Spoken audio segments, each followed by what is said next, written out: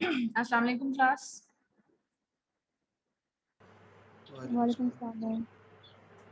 आवाज क्लियर है? Yes ma'am. ठीक है।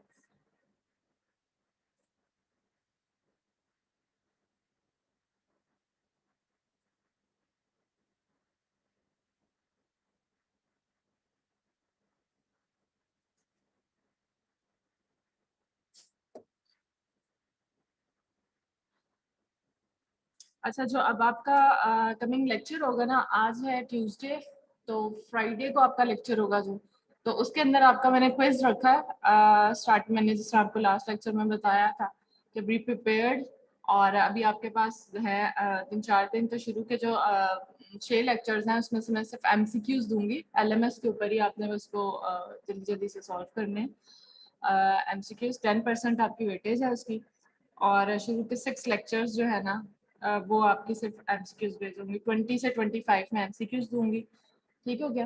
तो वो आप लोग प्रिपेयर कर लेना, और होंगे एलएमएस के ऊपर ही, टाइम कम होगा तो इसलिए जो है ना जल्दी जल्दी इसको सॉल्व करने की कोशिश करना फ्राइडे को सुबह इसी स्लॉट में। ठीक है?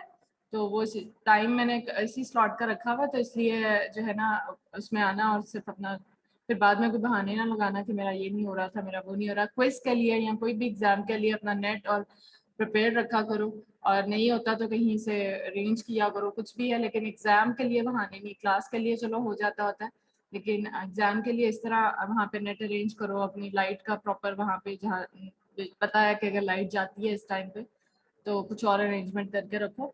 ठीक है? तो एग्जाम के लिए नो एक्सक्यूज। ठीक है? अच्छा, आज हमारा मेमोग्राफी के टॉपिक का लास्ट लेक्चर है। आई मीन हम लोगों ने स्टार्ट किया था पहले एक्सरेज का सारा पढ़ लिया, देन हम मेमोग्राफी की तरफ आए। मेमोग्राफी में हम लोगों ने उसके इक्विपमेंट पढ़ लिए, उसके उससे रिलेटेड, उसके फिर डेडिकेटेड आपको पता है ब्रेस्ट इमेजिंग है, ब्रेस्ट की एनाटमी पढ़ ली थी। ठीक है? इक्विपमेंट के बारे में सारा कुछ पढ़ लिया था। आज है उसके क्लिनिकल, जैसा मैंने आपको बताया था कि हम लोग मेमोग्राफी के ऊपर किस किस तरह का लीजन हमें नजर आता है, और वो लीजन एक तो हम लोगों को उसकी अपेयरेंस कैसी होती है कि हम लोग कह सकें कि इस लीजन को हम ये कहते हैं, और वो जो अपेयरेंस है, वो जो उसकी क्या कह सकते हैं, रेडियो पे होते हैं या रेडियो ल्यूसेंट होते हैं। ठीक है? अल्ट्रासाउंड पे तो हम एकोजेनिसिटीज को रेफर कर रहे होते हैं ना, कि these are echogenic, these are hypoechoic, these are anechoic. ठीक है? उनके अपेयरेंस को देखते हुए। लेकिन जो एक्सरेज या रेडियोग्राफी के अंदर हम लोग को कोई भी लीजन्स को देखना होता है, उन लीजन्स को हम लोग अकॉर्डिंग टू के वो radiography according to their density हम लोगों ने उनको नेम, या तो रेडियो ओपेक होते हैं, they are white, they radio lucent होते हैं, दे आर ब्लैक।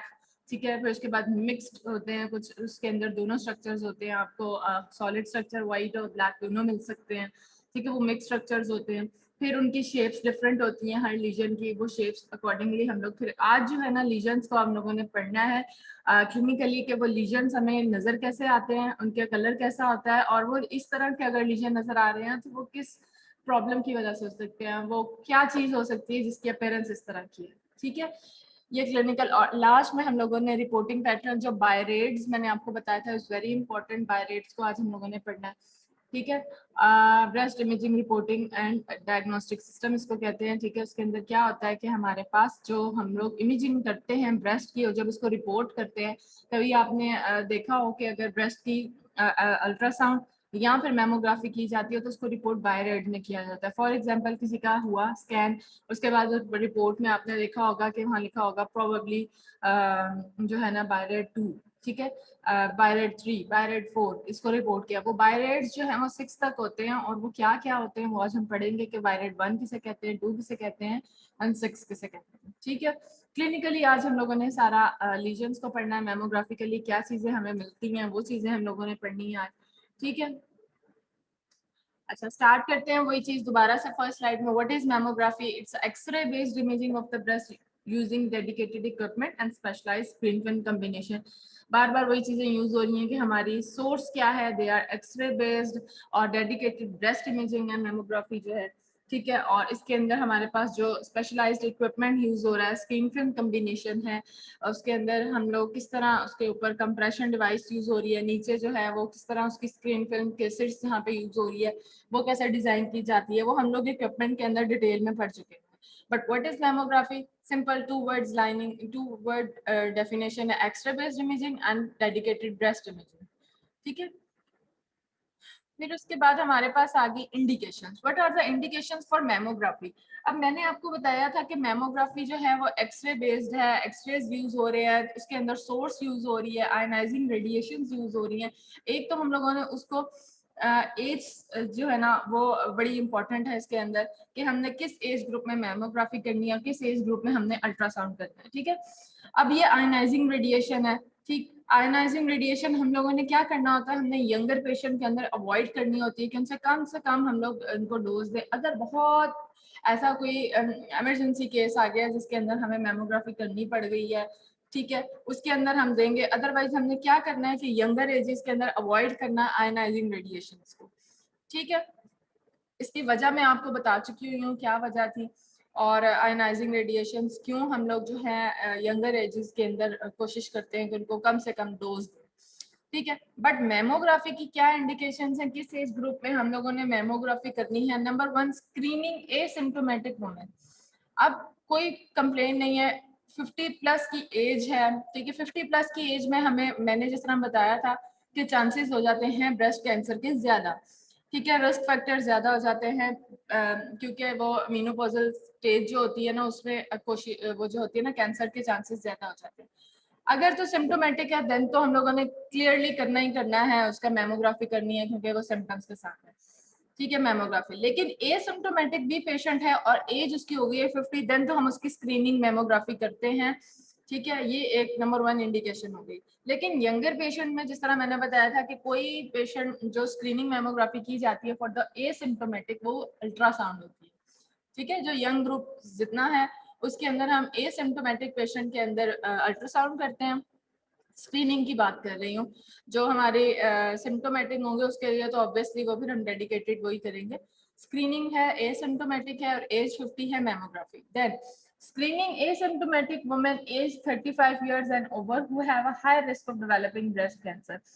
ठीक है, 50 पे तो कोई रिस्क पे है नहीं है, कुछ भी है, 50 की एज में तो हम लोगों ने स्क्रीनिंग करनी ही करनी है और उसकी मैमोग्राफी होगी.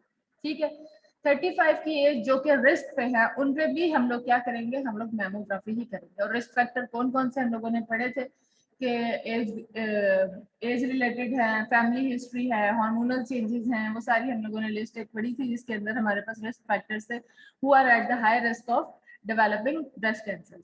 अच्छा, women who have one or more first degree relatives who have been diagnosed with the premenopausal breast cancer.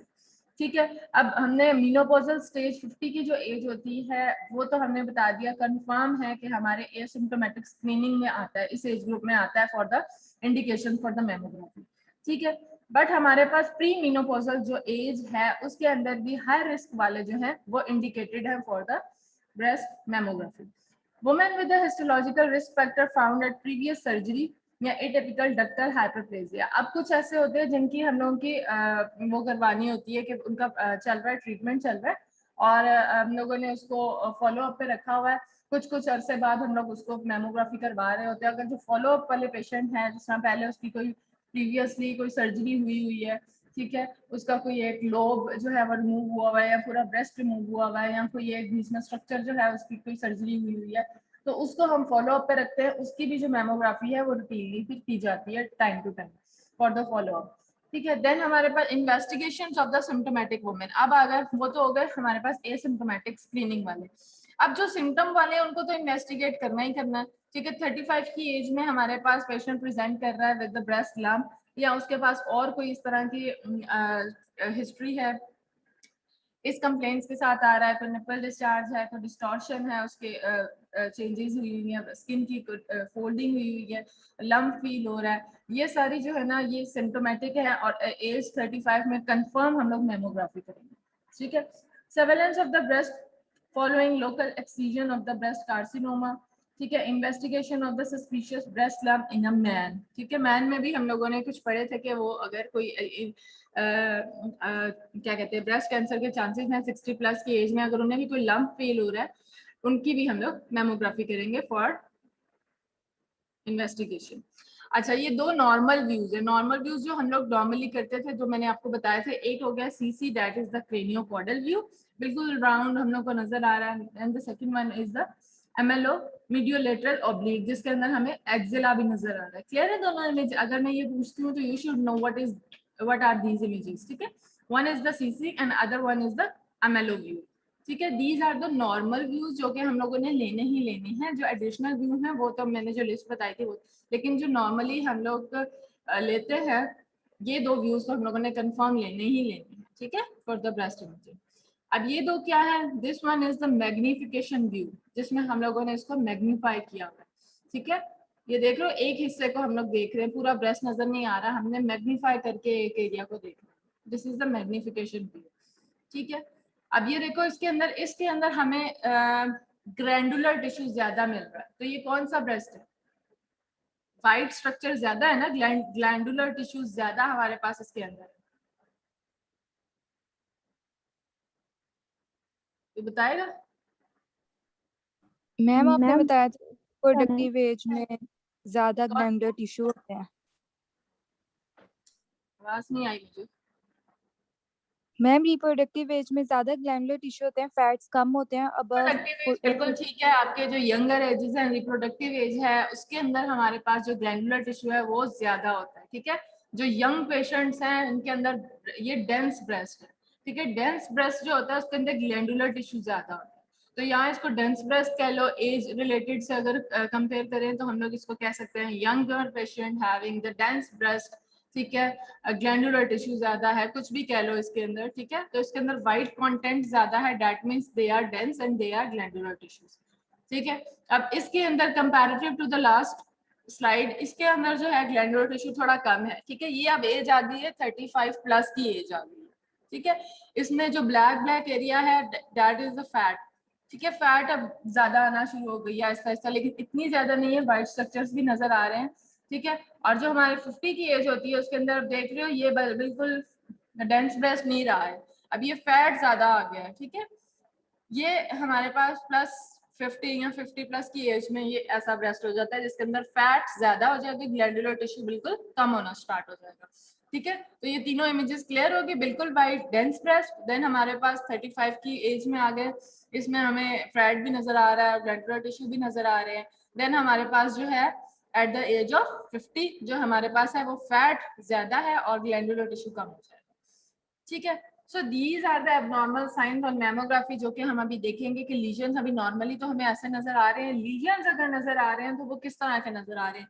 Number one, या तो वो हमारे पास स्पिक्यूलेटेड मास की अपीयरेंस दे सकता है, उसके अंदर हमारे पास जो उसका बॉर्डर है वो हमारे स्पाइक्स जैसे बनते हैं, स्टार होता है ना, उसके अंदर स्पाइक्स बन सकते हैं, जिनको उस मैस को हम कहते हैं स्पिक्यूलेटेड मैस। और वो कौन कौन से मैस हो सकते हैं वो हम आगे स्लाइड में पढ़ते हैं।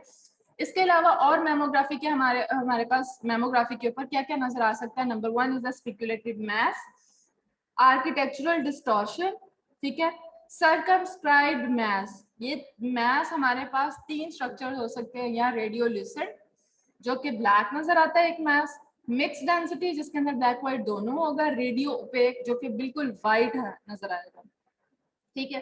देन हमारे पास मैमोग्राफी पे हम कैल्सिफिकेशंस को पिक कर सकते हैं, लिम्फ नोड्स अगर वहां पे स्वेलन है, ठीक है, वो हमें नजर आ सकते हैं। स्किन की अगर कोई लीजन है तो वो हमें मैमोग्राफी के ऊपर नजर आ सकती है। So these are the abnormal signs that can be detected easily on the mammograph, ठीक है। नंबर वन आ गया स्पिक्यूलेटेड मैस। अब ये स्पिक्यूलेटेड मैस जिस तरह मैंने अभी आपको बताया कि they are having a spikes, जिनके बॉर्डर जो है वो इरेगुलर होते हैं, वो या तो हमारे पास इन्वेसिव कार्सिनोमा हो सकता है that are invading in the surrounding structures, ठीक है। वो अपने बॉर्डर जो है वो इन्वेड कर रहे होते हैं जिसकी वजह से वो स्पाइक्स जैसी अपीयरेंस दे रहे होते हैं। So these are the invasive carcinoma. या फिर हमारे पास कुछ ऐसे भी कार्सिनोमाज हैं जिनका बॉर्डर तो इरेगुलर है but they are non invasive, ठीक है। फिर हमारे पास आ गया कॉम्प्लेक्स स्क्लेरोसिंग लीजन या रेडियल स्कार। इसमें क्या होता है कि वो अपीयरेंस ऐसे दे रहा होता है कि कोई भी जिस तरह स्कार नहीं होता, जिस तरह उसको क्या कह सकते हैं कि सख्त हो जाता है, स्किन जब सख्त सी हो जाती है एक जगह पे और कोई प्रॉब्लम नहीं, वो जो है ना एक जगह पे इकट्ठी होके हम लोगों को ऐसा अपीयरेंस दे रहा होता है जिस तरह के उसके अंदर स्पाइक से बने हुए और लीजन पे नजर आ रहा है, ठीक है। सर्जिकल स्कार भी इसी तरह के नजर आ सकते हैं, ठीक है, कोई सर्जरी हुई है उसके स्कार है, फाइब्रोमेटोसिस या granular cell tissue, These are some examples of the speculated mass जिनकी appearance हमारे पास speculated mass है। अच्छा, अब हम लोगों को मेमोग्राफी के ऊपर कभी भी कंफर्म हम लोग ये नहीं कह सकते कि इसको ये डिजीज है until unless हम लोग उसकी बायोप्सी नहीं करते उस लीजन की। हमें ये जरूर पता चल जाता है कि ये जो स्पेक्युलेटेड मैस है ये कार्सिनोमास हो सकते हैं, ठीक है, बिल्कुल राउंडेड स्ट्रक्चर है जिसके मार्जिन ऐसे हैं, जिसका कलर ऐसा है, वो कोई बिनाइन हो सकता है, मैलिग्नेंट, लेकिन हम कंफर्म नहीं है कह सकते कि ये यही वाला कैंसर है, ये वो जब हम उसकी बायोप्सी करते हैं ना लैब में, देन हम लोग को कंफर्म होता है कि ये जो है ना इस तरह का कैंसर है। क्लियर है? सिर्फ हम लोग विजुलाइज कर रहे हैं तो हम लोग उसकी अपीयरेंस देखते हुए कि ये हो सकता है, ये मैलिग्नेंट लीजन है या बिनाइन लीजन हो सकता है, वो कौन सा लीजन है वो तो हमें कंफर्म बायोप्सी पे पता चलता है। ठीक है, स्पेक्युलेटेड मैस हमारे पास इस तरह के, ये देख रहे हो पूरे ब्रेस्ट में एक व्हाइट कलर का यहाँ पे एक स्ट्रक्चर नजर आ रहा है जिसके यूं स्पाइक्स बने हुए, बिल्कुल राउंडेड नहीं है। ठीक है, तो this is the spiculated mass. ठीक है, ये बिल्कुल राउंड नहीं है, इसके भी यहाँ से यूं है, ये है, इस तरह करके कांटे से निकले हुए स्पाइक्स बनी हुई हैं। So this is another example of the spiculated mass. ठीक है, ये भी ये देख रहे हो इस तरफ को, ये देख रहे हो। ठीक है, second was the architectural distortion. इसमें क्या होता है कि आपका लीजन नहीं है वहां पे, समटाइम्स हमें लीजन नहीं मिलता, लेकिन वो डिस्टॉर्शन सी हुई है, स्किन की डिस्टॉर्शन, फोल्डिंग हुई है, या फिर वहां पे थिकनेस हुई है, तो वो डिस्टॉर्शन जो है, जो खराबी है, वो अपीयर ऐसे होता है जिस तरह वहां पे कोई लीजन होता है। वो जो है कॉम्प्लेक्स स्क्लेरोजिंग लीजन या रेडियल स्कार, कार्सिनोमास भी डिस्टॉर्शन वाले अपीयरेंस दे सकते हैं और सर्जिकल स्कार भी हमारे पास डिस्टॉर्शन वाले अपीयरेंस देते हैं। डिस्टॉर्शन का मतलब ही ये है कि उसने उस जगह को खराब मतलब दिखाना है हमें, और जो है वो स्किन की भी हो सकती है, वो अंदर उसके मसल्स की भी हो सकती है। अगर वहां पे सर्जरी हुई है तो आपको पता है जब स्टिचेस लगते हैं तो वो स्किन फोल्ड्स हो जाती है, तो वो हम लोग को आर्किटेक्चरल डिस्टॉर्शन है। ठीक है, उसका जो नॉर्मली इस तरह नहीं होता, वो डिस्टॉर्शन से हुई है। ठीक, अब ये देख रहे हो इसमें लाइंस नजर आ रही हैं। So this is architectural distortion. इस तरह नॉर्मली हमारा जो स्किन का सरफेस है वैसी होती नहीं है। ठीक, ये अल्ट्रासाउंड इमेज है, पोस्टीरियर शैडोइंग नजर आ रही है यहाँ पे। ठीक है, अल्ट्रासाउंड में पढ़ेंगे ब्रेस्ट इमेजिंग तब आपको बताऊंगी कि उस पेपर किस तरह का है, लेकिन ये देख रहे हो कि नॉर्मल इस तरह की सरफेस नहीं होती, ये डिस्टॉर्शन हुई है, या आर्किटेक्चरल डिस्टॉर्शन। ठीक है, ये सरफेस देख रहे हो, लाइन स्कारिंग सी हुई है, और ये सेंटर में हमें सारी स्किन इकट्ठी हुई है एक जगह पे। देन हमारे पास थर्ड क्या था, circumscribed mass that have 3 parts, एक था रेडियोल्यूसेंट, एक था रेडियो ओपेक, और दोनों को मिक्स कर लो तो मिक्स डेंसिटी। ठीक है, अब इसके अंदर हमारे पास जो स्ट्रक्चर्स हैं वो कौन कौन से हो सकते हैं। रेडियोल्यूसेंट मैंने भी बताया, दे आर ब्लैक स्ट्रक्चर्स जो हमें ब्लैक से नजर आते हैं, और जो रेडियो पैक है वो हमारे पास व्हाइट स्ट्रक्चर्स नजर आते हैं। ठीक है, अब वो कौन कौन से हो सकते हैं, वन बाय वन पढ़ते हैं। रेडियोल्यूसेंट, इनके differential diagnosis lipoma, oil cyst या गैलेक्टोसील। अभी अगर आप देखो तो ये तीनों जो है हमारे पास फ्लूइड फिल स्ट्रक्चर, लाइपोमा भी लिपिड जो होते हैं उनका ट्यूमर हो सकता है, बिनाइन जो है वो ट्यूमर उसको कह सकते हैं। ठीक है, ऑयल सिस्ट में अगेन हमारे पास जो है फ्लूइड हो सकता है। गैलेक्टोसील जो है वो भी हमारे पास क्या है, सिस्ट है, सील है ना। ठीक है, तो ये हमारे पास किस तरह की अपीयरेंस देते हैं, ये रेडियोल्यूसेंट अपीयरेंस देते हैं। ठीक है, लाइपोमा, ऑयल सिस्ट एंड गैलेक्टोसील। ठीक, ये बड़ा सा राउंड सा आपको एक गोल सा स्ट्रक्चर नजर आ रहा है, ब्लैक ब्लैक सा, बाकी स्ट्रक्चर ये देखिए व्हाइट है, तो this is a radiolucent structure. अब we cannot say कि ये कौन सा ऑयल सिस्ट है, गैलेक्टोसील है, जो भी है, बट हमें इतना पता है कि दिस इज रेडियोल्यूसेंट स्ट्रक्चर लीजन। अब ये लाइपोमा है। ठीक है, अब ये क्लियरली हमें नजर आ रहा है कि अगर हम अल्ट्रासाउंड के ऊपर देखें तो ये हमें व्हाइट नजर आता है। ठीक है, और अगर हम लोग इसके ऊपर देखते हैं मेमोग्राफी के ऊपर तो हमें round structure with black appearance उसके अंदर, और बिल्कुल स्मूथ उसका मार्जिन है। सो दिस इज लाइपोमा। फिर हमारे पास आ गया मिक्स डेंसिटी लीजन। अब मिक्स डेंसिटी लीजन कौन कौन से हो सकते हैं, ये है एडिनोलाइपोमा। अल्ट्रासाउंड में भी तो हमें सिस्ट जो है वो ब्लैक ही नजर आती है। हाँ, बिल्कुल ब्लैक नहीं होगी, जिस तरह के आपको एक वाटर का नजर आ सकता है। ठीक है, अगर आप इसको देखो तो ये कंपैरेटिवली सराउंडिंग स्ट्रक्चर से थोड़ा सा डार्कर है, लाइपोमा है। ठीक है, बिल्कुल ब्लैक होगा तो वो हमारे पास सिस्ट होगी, बिल्कुल ब्लैक नहीं है। दिस इज रेडियोल्यूसेंट, ठीक है। रेडियोल्यूसेंट हमारे पास जो सराउंडिंग स्ट्रक्चर्स हैं उससे थोड़ा सा डार्कर ही नजर आएगा, और रेडियो ओपेक होता है वो बिल्कुल व्हाइट नजर आएगा, ठीक है।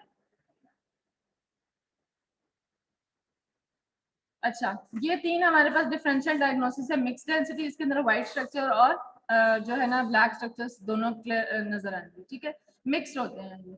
इसमें ये देख लो, ये व्हाइट भी है, ये ब्लैक भी है, कहीं व्हाइट है कहीं ब्लैक है, ये मिक्स स्ट्रक्चर हम लोग को इस तरह का नजर आएगा, ठीक है। फिर ये देख रहे हो, ये गोल सा राउंड सा एक स्ट्रक्चर था, इसके अंदर हमें व्हाइट स्ट्रक्चर भी है, कहीं कहीं ब्लैक भी है। दोनों का डिफरेंस पता चल रहा है, वो बिल्कुल एक जैसा था, ठीक है। और इसके अंदर हम लोगों को दोनों मिक्स नजर आ रहे हैं, व्हाइट भी है और ब्लैक भी है। अच्छा, अब रेडियो ओपेक हमारे पास स्ट्रक्चर्स होते हैं व्हाइट, जिस तरह मैंने कहा था we can not differentiate either the lesion is benign और मैलिग्नेंट, ठीक है। वो हमारे पास डिफरेंट हमारे पास कैटेगरीज हैं, डिफरेंट हमारे पास लिस्ट है कि ये मैलिग्नेंट लीजन्स भी हमें रेडियो ओपेक नजर आ सकते हैं और बिनाइन लीजन्स भी रेडियो ओपेक नजर आ सकते हैं, ठीक है। बिनाइन लीजन्स की अगर देखें, लिस्ट देखें जो कि हमें रेडियो ओपेक नजर आते हैं, उनमें सिस्ट जितनी है वो रेडियो ओपेक नजर आ सकती हैं, व्हाइट नजर आती हैं उसके ऊपर मेमोग्राफी के ऊपर। बट सिस्ट जितनी भी हैं वो अल्ट्रासाउंड के ऊपर हमें किस तरह की नजर आती हैं, एनेक्विक नजर आती हैं। So there is a great difference between mammography and ultrasound on the appearance of cyst. Cyst भी, अब मेमोग्राफी हमें ज्यादातर जो है ना लीजन्स एक जैसे ही नजर, ज्यादातर वाइट ही नजर आ रहे होते हैं ज्यादातर जो है ना लीजन्स। अब वो सिस्ट भी हो सकता है, फ्लूइड भी हो सकता है, ठीक है। वो हमारे पास लाइपोमा भी हो सकता है, वो हमारे पास जो है वो बिल्कुल एक सॉलिड जो फाइब्रोएडिनोमास वगैरह होते हैं वो भी हो सकते हैं, ठीक है। फाइब्रोएडिनोमा जो है ना वो बेसिकली बिनाइन लीजन है, बट वो उसकी अपीयरेंस बिल्कुल हमारे पास अल्ट्रासाउंड के ऊपर जो है वो ग्रेश स्ट्रक्चर सा दे रही होती है, नॉट ब्लैक नॉट व्हाइट। लेकिन वो इतना हार्ड होता है, पेशेंट जो है ना कंप्लेन के साथ आता है कि उसको बहुत ज्यादा हार्ड कोई इस तरह का लंप फील हो रहा है, but this is a benign lesion. बिल्कुल उसको मार्जिन स्मूथ होता है, बट उसका जो कंसिस्टेंसी है, उसका जो हार्डनेस है वो बहुत ज्यादा होती है, ठीक है। तो रेडियो हमें ज्यादातर मेमोग्राफी के ऊपर हम लीजन जो है वो वाइट ही नजर आते हैं, वो आइदर वो सिस्ट भी हो सकती है, वो आइदर वो हमारे पास जो है वो सॉलिड भी हो सकती है। तो ये जो हमारे पास लिस्ट है बिनाइन और मैलिग्नेंट की, these are some list of radio opaque lesion, ये सारे हमें वाइट नजर आएंगे। बिनाइन अगर है तो सिस्ट, फाइब्रोएडिनोमा, एब्सिस, पेपिलोमा, ये जितनी भी हमारे पास है ना ये है बिनाइन लीजन है। और मैलिग्नेंट लीजन्स के अंदर ये कुछ कार्सिनोमास हैं, लिम्फोमास हैं, ठीक है, मेट्स हैं, ठीक है, रिकरेंट ब्रेस्ट कैंसर्स हैं, ये जितने भी ये मैलिग्नेंसी की तरफ हमें बता रही हैं, these are also radio opaque. But जो ग्रेट डिफरेंस है दोनों का कि हम बिनाइन या मैलिग्नेंट कह सकते हैं उनको, वो उनकी मार्जिन्स होती हैं। If the margins are irregular they are malignant, if the margins are round, ठीक है, और रेगुलर मार्जिन्स होंगे, दीज आर बिनाइन लीजन्स, ठीक है। अब ये हमारे पास क्या है, ये एक फाइब्रोएडिनोमा है, जिसमें मैंने आपको बताया था ग्रेइश स्ट्रक्चर देता है, बहुत ब्लैक बहुत व्हाइट नहीं देता ऑन अल्ट्रासाउंड। अल्ट्रासाउंड पे देखो तो आपको ये बिल्कुल वेल डिफाइंड मार्जिन इसके नजर आ रहे हैं, ठीक है, बिल्कुल राउंड है। और अगर आप इधर देखो तो ये हमें बिल्कुल इस तरह का राउंड स्ट्रक्चर यहाँ पे नजर आ रहा है, ठीक है। सो दिस इज अ लंप जो कि पेशेंट कंप्लेन के साथ आया था। तो ये फाइब्रोएडिनोमा, फाइब्रोएडिनोमास मैंने खुद देखे हुए, इस वजह से मैं जो इसको क्लियरली पिक कर सकती हूँ, ठीक है। तो fibroadenomas on ultrasound will appear like this, greyish with a round margin, smooth margin, ठीक। और ये हमारे पास मेमोग्राफी के ऊपर इस तरह के लीजन नजर आएंगे, राउंड, ठीक है। आपने बिनाइन और मैलिग्नेंट को अगर डिफरेंशिएट करना है तो आपने मार्जिन्स को ही देखते हुए करना है, ठीक है। बाकी आप लोगों को अगर इस तरह का स्ट्रक्चर नजर आ रहा है, थोड़ा ब्लैकिश या रेडियो पेक या रेडियो लूसेंट नजर आ रहा है, तो वो जो है वो जो है उसको आप कंफर्म नहीं कह सकते कि ये जो है मैलिग्नेंट है या बिनाइन है, अनटिल अनलेस आप उसकी बायोप्सी नहीं करवाते हैं, ठीक है। अब इसके अंदर ये वाइट देख रहे हो स्ट्रक्चर्स, गोल गोल बड़े बड़े से, ये और ये, these are radio opaque और with smooth margins, so benign lesion, कोई benign लंग हो सकते हैं, ये एक पड़ा हुआ है बहुत बड़ा सा व्हाइट कलर का। बायोप्सीज जो है ना वो कंफर्म करेंगे ये व्हाइट रेडियो ओपेक पड़ा हुआ है, ठीक है। देन हमारे पास डिफरेंट टाइप की कैल्सिफिकेशन है, calcification will appear white on the ultrasound sorry mammography, ठीक है। अकॉर्डिंग टू देयर शेप हमारे पास डिफरेंट टाइप्स की कैल्सिफिकेशंस हैं। ये हमारे पास जिस तरह इनकी, अगर आप, मैं साथ साथ इमेज दिखाती जाऊंगी आगे, लेकिन अगर आप इनके नेम देखो, number 1 is the skin calcification, जिसको डर्मल कैल्सिफिकेशन कहते हैं। वो हमारे जो नीचे सॉफ्ट टिश्यू है उसको इंक्लूड नहीं करती, सुपरफिशियल लेयर हमारी स्किन की है उसको इन्वॉल्व करेगा और उसकी कैल्सिफिकेशन होगी। So this is known as skin calcification या डर्मल कैल्सिफिकेशन। देन हमारे पास है वेस्कुलर कैल्सिफिकेशन। ये वेसल्स पूरी हमारे पास इलांगेटेड वेसल्स होती हैं, पूरी की पूरी वेसल्स कैल्सिफाइड नजर आएंगी। फिर हमारे पास है कोर्स या पेपकॉर्न लाइक कैल्सिफिकेशन, ठीक है। फिर हमारे पास है large rod like calcification, round calcification, lucent centre calcification, egg shell calcification, milk of calcification, calcium calcification, suture calcification, dystrophic calcification या पंक्चुएट कैल्सिफिकेशन। अब ये नेम के साथ इंडिकेट कर रहा है हर एक की कि वो किस टाइप की कैल्सिफिकेशन है, ठीक है। अगर आप ये देखो तो इसके अंदर आपको छोटे छोटे डॉट्स नजर आ रहे हैं, ठीक है। ये हमारी स्किन के अंदर डर्मल कैल्सिफिकेशन है, ठीक। नंबर 2, ये हमारे पास आपको इलांगेटेड लंबी लंबी सी व्हाइट कलर की लाइंस नजर आ रही हैं, ये कौन सी हो सकती हैं? दीज आर वेस्कुलर कैल्सिफिकेशन, ये वेसल्स के अंदर कैल्सिफिकेशन हुई है, ठीक है। देन हमारे पास ये पॉपकॉर्न लाइक, जिस तरह की अपीयरेंस होती है ना, पॉपकॉर्न होता है, ठीक है, उस तरह की कैल्सिफिकेशन हुई है, तो इसको कहते हैं पॉपकॉर्न कैल्सिफिकेशन, ठीक है। ये हमारे पास कौन सी कैल्सिफिकेशन है? थर्ड, फोर्थ, फिफ्थ हमारे पास आ गई है लार्ज रॉड लाइक कैल्सिफिकेशन या राउंड कैल्सिफिकेशन, ठीक है। ये ठीक है, ये कौन सी कैल्सिफिकेशन है? ये हमारे पास आ गई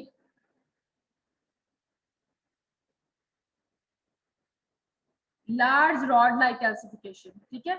एक ये वाली हो गई राउंड कैल्सिफिकेशन, और ये हमारे पास रॉड के जैसे छोटे छोटे रॉड्स होते हैं ना, उनकी कैल्सिफिकेशन है, ठीक है। ये डक्ट्स के अंदर हमें कैल्सिफिकेशंस नजर आ रही है, ठीक है, कहीं है कहीं नहीं है। अगर इलोंगेटेड पूरी है तो वेस्कुलर है, अगर डक्टल है तो वो इस तरह छोटी छोटी सी हमें रॉड, जिस तरह मतलब कहीं है कहीं नहीं है, पूरी एक इलोंगेटेड वो नहीं मिलेगी। डक्ट तो वैसे आपको पता है ना किस तरह की होती है, ठीक है। तो ये डक्टल कैल्सिफिकेशन। डर्मल कैल्सिफिकेशन, जिस तरह पहले इमेज में दिखाया था, कहीं पे आपको नजर आई थी कहीं डॉट डॉट से, यहाँ यहाँ यहाँ यहाँ, वो स्किन के अंदर कैल्सिफिकेशन होती है, ठीक है। अच्छा, फिर हमारे पास है दूसरी टाइप की कैल्सिफिकेशन, दिस इज एमोर्फस और डिस्टिंक्ट कैल्सिफिकेशन, जो कि हमारी पूरी के पूरे एरिया को जो है वो कैल्सिफाइड कर सकती है। ये जो स्पेसिफिक एरिया है ना, कि उसकी शेप इस तरह की मिल रही है, ये हमारे पास कैल्सिफिकेशन की वो फॉर्म है जिसके अंदर हमें कैल्सिफिकेशन ज्यादा नजर आती है, आधे से ज्यादा। इंटरमीडिएट जो हमारा ब्रेस्ट है, दिस इज कैल्सिफाइड, ठीक।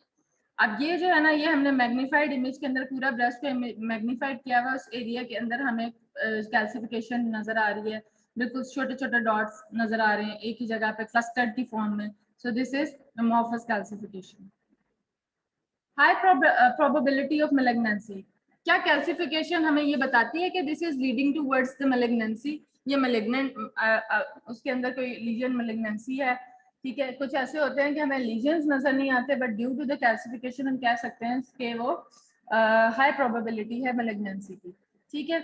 उसके अंदर क्या होता है, ग्रैनुलर या फाइन लाइन या लाइन लीनियर ब्रांचेस अगर हमें नजर आ रही हैं तो दिस इंडिकेट्स मैलिग्नेंसी। अब ये ऑपोजिट है, अगर हमें बड़ा बड़ा कैल्सिफिकेशंस नजर आ रही हैं तो वो बिनाइन है, अगर हमें छोटी छोटी कैल्सिफिकेशन और बहुत सारी नजर आ रही हैं तो वो मैलिग्नेंट है, ठीक है। देख रहे हो, छोटी छोटी कैल्सिफिकेशन और इतनी ज्यादा कैल्सिफिकेशन है, और बिल्कुल छोटी छोटी। अगर हमें बड़े बड़े इस तरह के कैल्सिफाइड स्ट्रक्चर्स नजर आते हैं कहीं कहीं पे, तो वो बिनाइन हमें होते हैं ज्यादातर इस तरह के। ये छोटे छोटे जितने स्ट्रक्चर्स है ना, वो हमारे पास मैलिग्नेंसी शो करते हैं कैल्सिफिकेशन के, ठीक है, ये सारे। और ये लास्ट स्लाइड है हमारी बायरेट्स की, जो मैंने आपको बताया था कि जब भी हम रिपोर्ट करते हैं ब्रेस्ट को तो हम उसको बायरेट्स में कैटेगराइज करते हैं। वी हैव 6 कैटेगरी, 0 से 6 तक होती है, ठीक है। उसमें क्या होता है कि अगर हम पेशेंट स्कैनिंग के लिए आया और उसको कैटेगरी 0 दे दिया है तो उसका क्या मतलब है कि उसको नीड एडिशनल इमेजिंग एवेलुएशन, या फिर उसको हमें कुछ भी नजर नहीं आया, या सिंपल वर्ड में कह लो कि कुछ भी नजर नहीं आया, इट्स अ नॉर्मल स्टेज, ठीक है, कुछ भी नहीं है, उसको कुछ भी नहीं है, that is the 0 category. Category 1 जो है वो हमारे पास नेगेटिव है, कि उसका जो अगर वो कंप्लेन के साथ आ रहा है तो वो हमारे पास कंफर्म जो है वो नेगेटिव है, उसको कोई ऐसा कोई प्रॉब्लम नहीं है, ठीक है। फिर हमारे पास 2 है, किसी लंप के साथ आ रहा है और वो लंप हमें जो है उसके ऊपर हम लोगों ने स्कैनिंग की और वो हमें राउंड स्ट्रक्चर नजर आ रहा है, और जो हमारे पास बिनाइन की कंफर्म हमारे पास जो रिपोर्टिंग के लिए वो होती है वो हमारे पास क्या है कि वो बिनाइन फाइंडिंग है, ठीक है। कंफर्म बिनाइन फाइंडिंग 2 कैटेगरी तक हमारे पास कंफर्म बिनाइन है। 0 no need of any additional imaging, ठीक है, वो हमारे पास कुछ नजर नहीं आया। Category 1 is negative confirm, category 2 is benign finding, category 3 is probably benign. We can not say, लेकिन हमारा ज्यादातर जो परसेंटेज है वो बिनाइन की तरफ है, लेकिन उसको फिर हम फॉलो अप पे रखते हैं कि आपने 6 महीने बाद आके एक दफा स्कैन करवा लेना है, उसको कैटेगरी हम 3 देंगे, ठीक है। प्रोबेबली बिनाइन है, बिनाइन ही लग रहा है, लेकिन हम लोग उसको थोड़ा सा भी डाउट अगर हो रहा है किसी भी वजह से, तो हम उसको कह देंगे कि आप 6 मंथ बाद एक साल के बाद आके दोबारा स्कैन करवा लेना, है बिनाइन ही, ठीक है, लेकिन फॉलो अप पे आपको रखा जाएगा। तो this category is known as 3। Category 4 जो है वो सस्पिशियस एबनॉर्मलिटी है, ठीक है, वो हमें लग रहा है कि ये कोई बिनाइन नहीं है, ये मैलिग्नेंसी की तरफ जा रही है, तो इसकी जो है ना बायोप्सी करवानी पड़ेगी। करवाई नहीं है उसको हम रिपोर्ट करके देंगे कि सस्पिशियस लीजन है, हमें लग रहा है कि ये कोई सस्पिशियस लीजन है, तो आप बायोप्सी करवा लें, तो उसको हम कैटेगरी 4 लिखेंगे। कैटेगरी 5 क्या है, हाईली सजेस्टिव ऑफ मैलिग्नेंसी, ठीक है, हमें कंफर्म लग रहा है कि ये जो है ही मैलिग्नेंसी। अगर हम लोग उसकी विजुअलाइजेशन पर देखें, हमें स्पेकुलेटेड मैस नजर आ रहे हैं जो कि हमें एक अल्ट्रासाउंड के ऊपर या मेमोग्राफी के ऊपर कंफर्म हमारे पास है कि ये मैलिग्नेंसी ही इसी तरह की होती है, तो उसको कैटेगरी 5 देते हैं। कैटेगरी 6 है biopsy proven malignant lesion, patient आया है, उसने बायोप्सी भी करवा ली है, उसका साथ टेस्ट भी हुआ है, वो कंफर्म मैलिग्नेंसी जो है ना उसको हम कैटेगरी 6 लिखेंगे कि उसने बायोप्सी, उसका जब स्कैन करवाया, स्कैन में और उसकी बायोप्सी भी हुई है, बायोप्सी में भी उसकी मैलिग्नेंसी कंफर्म है, तो दिस लीजन जब अब उसको रिपोर्ट करेंगे तो वो बायोप्सी प्रूवन जो हमारे पास मैलिग्नेंसी है, दिस इज कैटेगरी 6, ठीक है। सो ये जो हम लोगों की बायरेट्स कैटेगरीज हैं, ये हम लोग according to the patient lesion की उसके ऊपर देखते हुए कैटेगराइज करते हैं और उसको रिपोर्ट इस तरह करते हैं कि ये इस कैटेगरी में फॉल करता है, ये इस कैटेगरी में, ये आपने अच्छे से याद कर लेना है। ये मैंने पूरे उसमें सबसे बायरेट सुने हैं 0 से 6 तक, ठीक है।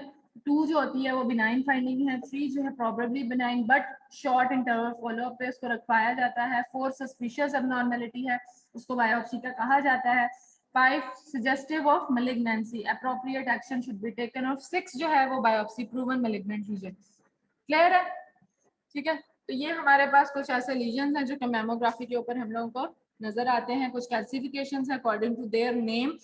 अगर मैं इमेज आपको दिखाती हूँ, उनकी पिक्चर्स अच्छे से देख लेना कि डर्मल कौन सी होती है, कहीं कहीं स्पॉट नजर आ रहे हैं, ठीक है, जो क्लियरली हमें नजर आ रही हैं कि ये ऐसी हैं, ये वैसी हैं। फिर उसके बाद हमारे पास वेस्कुलर है, क्लियर है, ठीक है, इलोंगेटेड वेसल्स के अंदर पूरी कैल्सिफिकेशन नजर आ रही है, ठीक है। फिर हमारे पास क्लस्टर्स की फॉर्म में डिफरेंट जगह पे नजर आ रहे हैं एरियाज, वो एमोफस कैल्सिफिकेशंस हैं। फिर हमारे पास डक्टल है, डक्टल में भी हमारे पास छोटी छोटी सी वो लाइंस जो है वो नजर आ रही हैं, लाइंस की तरह, ठीक है, वो डक्ट्स के अंदर कैल्सिफिकेशन है, ठीक है। कैल्सिफिकेशंस देख ली हम लोगों ने। 3 जो है हमारे पास सर्कमस्क्राइब्ड लीजन्स जो है वो रेडियोल्यूसेंट, रेडियो ओपेक, वो हमें कौन कौन से किसके अंदर कैसा नजर आता है, ठीक है, वो आप याद कर लेना, सिंपल नेम्स है। क्लिनिकली हम लोग इतना उसमें नहीं जाते हैं बिकॉज ये सारा डॉक्टर्स के ऊपर होता है, ये डॉक्टर्स ही रिपोर्ट करते हैं। हमने इमेजिंग करनी है, हमें किस तरह की चीज नजर आ रही है, उसकी डिस्टॉर्शन अगर नजर आ रही है तो व्हाट आर दिस डिस्टॉर्शन, उसकी स्किन लीजन, उसके बॉर्डर्स किस तरह के नजर आ रहे हैं, उसकी अपीयरेंस कैसी है। आपने बस रिपोर्ट करके लिख दिया कि this is radiolucent, this is radio opaque, this is this, आगे जो है वो रिपोर्ट वो जो है खुद करेंगे, रिपोर्टिंग जो करते हैं डॉक्टर्स के, ये इस तरह का अगर लीजन नजर आ रहा है तो ये है वो रिपोर्टिंग के लिए डॉक्टर्स बैठे। क्लियर है, आप इमेजिंग वाले हो, आपने इमेज करना है, आपको नजर किस तरह की चीज आ रही है वो आपने देखनी है। क्लियर है, तो आज हमारा मेमोग्राफी का लेक्चर खत्म हो गया है। दैट मीन्स कि हम लोग एक्सरे से निकल के मेमोग्राफी कंप्लीट। थर्ड हमारा जो था वो फ्लोरोस्कोपी है, वो बस एक लास्ट हम लोग का रीजन रह गया है। अब उसके अंदर हम लोग नेक्स्ट लेक्चर में जो है वो फ्लोरोस्कोपी पढ़ेंगे। तो what is fluoroscopy?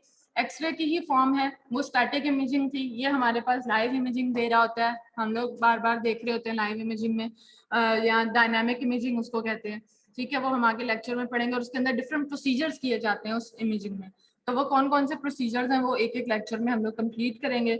GI tract के, गायनी के, ठीक है, वो सारे हम लोग कंप्लीट करके और हमारा जो पूरा सब्जेक्ट है वो खत्म हो जाएगा, ठीक है। बेसिक सा छोटा सा लेक्चर। मैम हमारे टोटल कितने लेक्चर्स होंगे इसके? आज कौन सा 9 है, तो आई थिंक 20 है टोटल, 10 और होंगे। एक फ्लोरोस्कोपी का मशीन के बारे में होगा, फिर हमारे पास कुछ रीजन हैं जिसमें एक जीआई ट्रैक, एक वो हो गया, एक गायनी हो गया, ठीक है। एक हमारे पास जीआई ट्रैक में भी हमारे पास डिफरेंट है कि अपर जीआई के लिए, एसोफेगस के लिए कौन कौन सा स्कैन करते हैं, फ्लोरोस्कोपी का कौन सा स्कैन होता है, बेरियम स्टडीज इतनी, स्टमक के लिए और लार्ज इंटेस्टाइन के लिए, स्मॉल इंटेस्टाइन के लिए जीआई के ये हो गए। फिर हम लोगों ने वो पढ़ने हैं, गायनी के कुछ पढ़ने हैं, हिस्टेरोसल्पिंजियोग्राफी वगैरह। फिर हमने बिलरी ट्रैक के पढ़ने हैं, ठीक है, लिवर, और उसके हमारे पास बिलरी ट्रैक में भी कुछ स्कैन किए जाते हैं, ठीक है। 3-4 ये हैं। लास्ट में हमारे 2 लेक्चर जो है, एक आर्टिफैक्ट्स पे होंगे, सारी रेडियोलॉजी के जितने आर्टिफैक्ट्स हैं, ठीक है। एक वो होगा लेक्चर, एक हमारा होगा वो उसके ऊपर बायोलॉजिकल इफेक्ट्स जितने हैं रेडियोलॉजी के, क्योंकि हम रेडियोलॉजी पढ़ रहे हैं, एक्स्ट्रा से जो भी है उससे स्टार्ट किया, फिर आगे बड़ी मोडालिटीज तो आप डेडिकेटेड पढ़ोगे तो उससे ही होगा। ये सिर्फ आपका बेसिक एक्सरेज है, बेसिक चीजें हैं, ठीक है। फिर इसके बाद एडवांसेस शुरू हो जाती हैं। सबसे बेसिक एक्सरेज, एक्सरेज के बाद मेमोग्राफी एंड फ्लोरोस्कोपी, और उसके बाद फिर सीटी स्कैन, फिर उसके बाद आगे हमारे पास पेट स्कैन, पेट सीटी, फिर एंजियोग्राफी, फिर हमारे पास न्यूक्लियर मेडिसिन की तरफ चले जाते हैं, वो गैमास की रेडिएशंस हैं उसके अंदर, ठीक है। फिर उसके बाद हमारे पास एमआरआई है, अल्ट्रासाउंड है, डिफरेंट हमारे पास मोडालिटीज एंड डेडिकेटेड। सो जो बेसिक चीज जो है ना वो हमारी एक्सरेज, एक्सरेज का प्रोडक्शन, एक्सरेज का सारा पता होना चाहिए, what are x-rays, ionising radiations क्या होती हैं, शुरू के लेक्चर्स जितने वो अच्छे से पढ़ना, ठीक है। अब जो नेक्स्ट लेक्चर होगा उसके अंदर हमारा 45 कितने मिनट का लेक्चर होता है, 45, ठीक है। तो उसके अंदर हम क्या करेंगे, आपका सिर्फ 20 अगर मैं देती हूँ ना आपको एमसीक्यूज 20 से 25, तो 30 सेकंड्स का एक, अगर 30 सेकंड्स भी ज़्यादा होंगे एमसीक्यू के लिए, तो वो आप 10 से 15 मिनट्स आपके पास टाइम होगा, वो कंप्लीट कर लेना। और मैं टाइम रख दूंगी कि इस टाइम से इतना, जिस तरह 9 बजे 9:30 हमारी क्लास शुरू होती है ना, तो 9:40 तक जो है वो आप अपना ये करके आ जाना, फिर आगे हम क्लास शुरू कर देंगे, ठीक है। तो वो आपका टाइम मैं रखूंगी उतना, तो आप बस 20 एमसीक्यूज होंगे, फटाफट से उधर क्लिक करके फटाफट से एलएमएस के ऊपर आ जाना। और बेसिक सी चीज़ें होनी है जो हमारे शुरू के लेक्चर्स हैं, एक्सरेज के बारे में, एक्सरेज की production, ionising radiation, x-ray production, anode किस मटेरियल का, ठीक है, वो मेल्टिंग पॉइंट क्या होगा, ये सारी चीज़ें जो है ना अच्छे से कर लेना, ठीक है। ये आप इस वीक में हम लोग ये इंशाल्लाह करते हैं। फिर हमने आपको मैंने असाइनमेंट देनी है, फिर वो असाइनमेंट भी करनी है, और ये इस वीक में जो है ना फ्राइडे को आपका क्विज हो जाएगा। फिर नेक्स्ट वीक में, क्योंकि तैयारी तो आपने 6 लेक्चर्स के अच्छे से की होनी है, ठीक है, तो फिर मैं आपसे ना, मैंने आपको बताया था कि मैंने आपकी क्लास पार्टिसिपेशन के मार्क्स लगाने हैं, तो ड्यूरिंग क्लास इन्हीं प्रीवियस लेक्चर्स के 1-2 क्वेश्चन मैं पूछ लिया करूंगी, ठीक है। वो आप लोगों ने प्रिपेयर तो किए होने हैं, तो वो 1-2 लेक्चर बस कुछ भी बता दो कि एनोड किस मटेरियल का होता है, अगर वो एमसीक्यू नहीं मैंने दिया था तो, ठीक है। अगर मैं पूछ लूँ कि अच्छा बताओ मेल्टिंग पॉइंट कितना होता है, ठीक है, ये बताओ एक्सरे प्रोड्यूस कैसे होते हैं, प्रोडक्शन कैसे होती है एक्सरे की, ठीक है, फिलामेंट क्या होता है, ठीक है, और फोकसिंग कप क्या होता है, ठीक है। फिर उसके बाद एक्सरे के बाद हमने नॉर्मल व्यूज कौन कौन से लेते हैं हम लोग, ठीक है। इस तरह के मेजर बेसिक से क्वेश्चन जो है ना वो हम लोगों ने पढ़े हुए, वो मैं क्लास में के आपसे पूछ लिया करूंगी। Next week be prepared, Tuesday से जो क्लास होगी होश में रहना, मैंने क्लास में लेके आनी है, एक असेसमेंट ये हो जानी है, और फिर अगले जो है ना मैंने पूरी क्लास में सबके ले लेनी है ये, ठीक है, आपकी क्लास पार्टिसिपेशन के मार्क्स उसमें लगा देंगे। और फिर उसके बाद एक छोटी सी असाइनमेंट दूंगी आपको मैं, ये हो जाए कोई 12-13 लेक्चर हो जाए, फिर मैं असाइनमेंट एक दूंगी, ठीक है, वो 3 तो हमारे हो जाएंगे, ठीक। फिर अब आपके सेशनल्स शुरू हो गए हैं सारे, तो बी प्रिपेयर्ड, क्लियर है। मैम 7 से यूनिवर्सिटी का कह रहे हैं, तो यूनिवर्सिटी स्टार्ट हो जाएगी? कब से कह रहे हैं? 7 जून से। 7, आज 5 नहीं, आज 25 आज 25 है। अच्छा, मुझे अभी तक कुछ इसका आइडिया नहीं है, कोई ईमेल नहीं आई है कोई यूनिवर्सिटी की, आपको आई है कोई यूनिवर्सिटी की तरफ से ईमेल? मैम अभी तक तो नहीं आई, लेकिन 7 जून तक कह रहे हैं, तो देखें आप। हाँ, जब तक यूनिवर्सिटी की तरफ से कंफर्म है कि ईमेल नहीं आती, हम तो बिलीव नहीं करते, क्योंकि बार बार चेंज होती रहती हैं, बताते रहते हैं। तो अच्छा है खुले यार, मुसीबत डाली हुई है यूँ, ना कुछ समझ आती है किसी को, ना कुछ मतलब एक प्रैक्टिकल चीज़ें भी नहीं हम लोग करवा सकते। बच्चे आधे सुन रहे होते हैं, आधे नहीं सुन रहे। एजुकेशन का तो बेड़ा गर्क हो गया, मैं कहती हूँ कोरोना में। तो Yes. खुले आप, एक रूटीन होती है स्कूल खुल गया। मैं स्कूल तो आज से शायद स्कूल खुल गए हैं, डिफरेंट लाहौर के शायद नहीं खुले, बाकी डिफरेंट सिटीज में तो स्कूल भी खुल गए हैं। तो चल रहा है अब सिस्टम सारा आहिस्ता आहिस्ता खुलना स्टार्ट हो गया, तो खुल जाएगा मुझे लग रहा है। मैम हमें मेल आई हुई है। क्या आई है? कंफर्म ईमेल है कि आपकी क्लासेस शुरू हो रही हैं? मैम रजिस्ट्रार यूएमटी की तरफ से आई है कि मोस्ट प्रोबेबली आपके 7 जून को स्टार्ट हो रहे हैं। मोस्ट प्रोबेबली, अभी कंफर्म नहीं है ना मैम कंफर्म नहीं कहा मैम आपने। हाँ जी। मैम आपसे बोलना था कि क्विज का टाइम थोड़ा कम नहीं है, 30 सेकेंड्स एक एमसीक्यू के लिए, क्योंकि हम जब नेक्स्ट करते हैं तो उसको उसी में इतना टाइम लग जाता है कि हमारा तो वो एमसीक्यू ही मिस हो जाएगा। नहीं नहीं, देखो 30-20 ज्यादा है। एक जब आप पढ़ते हो ना, फॉर एग्जांपल एक स्टेटमेंट पढ़ रहे हैं, मैं बहुत छोटी छोटी कोई उस तरह सिनेरियो बेस नहीं दे रही क्वेश्चन, ठीक है? तो उसमें आपको 5 सेकंड्स लगते हैं, आपको एक रीड करो, 4 ऑप्शंस हैं और फटाफट से आपने क्लिक करना होता है। मैम वो ठीक है, लेकिन मैं कह रही हूँ कि हमारा जो एलएमएस है ना, उस पे जब हम नेक्स्ट पे क्लिक करते हैं तो उसको बहुत ज्यादा टाइम लग जाता है। नहीं, वो आपका टाइम उसमें इंक्लूड नहीं होता। जब आपका आपके सामने आता है ना क्वेश्चन आता है, टाइम उस वक्त स्टार्ट होता है। जब आपके पास नया क्वेश्चन आएगा फिर टाइम स्टार्ट होगा नया। वो जो आपका वो जो एलएमएस को ऑन करने में वो टाइम उसमें नहीं इंक्लूड होता है। ये टाइम हम लोग सिर्फ एमसीक्यू की विजुअलाइजेशन पे लगाते हैं कि ये एमसीक्यू इतने टाइम बाद नजर नहीं जो आएगा। हम लोगों ने लास्ट टाइम जब पेपर्स दिए थे तो उसमें हमारा जो टाइम था, अगर 4 बजे का टाइम था तो वो एग्जैक्टली 4 बजे भी ओपन नहीं होता था, तो हम लोग उसको रिफ्रेश करते रहते थे कि हमारे पास स्टार्ट नाउ की ऑप्शन आएगी। तो वो कोई हमारे पास 4 मिनट या 5 मिनट के बाद जाकर ऑप्शन आता था कि अब स्टार्ट नाउ कर दो, और जब हम स्टार्ट करते थे तो वो टाइम ऑलरेडी डिडक्ट हो चुका होता था। और जब हमने लास्ट तक करते थे कि हमारे पास अभी 2-3 मिनट होंगे, तो एग्जैक्टली उसी टाइम पे बंद हो जाता था। ऐसे मैंने पूछा है बाकी सबसे भी ना, वो कह रही है ऐसा कोई प्रॉब्लम नहीं आया हमारी तरफ, तभी तो मैंने एलएमएस के ऊपर इसको रखा है। जो है मे बी अब जो है उन्होंने काफी एलएमएस भी नया वो किया, चेंजेस किए हैं उसके अंदर, ठीक हो गया और बेहतरी हो गई है उसमें। लेकिन मेरा नहीं ख्याल आपको कोई प्रॉब्लम आएगा। आप बस कोई एक्सक्यूज ना मुझे दो प्लीज। तो जो है ना, जिस तरह की है कि अगर 10% आपकी वेटेज है, थोड़े से एमसीक्यू 20 एमसीक्यूज देने हैं, तो समझ लो कि 2 एमसीक्यू का 1% आएगी, तो वो आपके नंबर भी आपको साथ साथ ही पता चल जाएंगे। ठीक है, अगर आपने 2 गलत किए हैं तो आपका 1% कम है।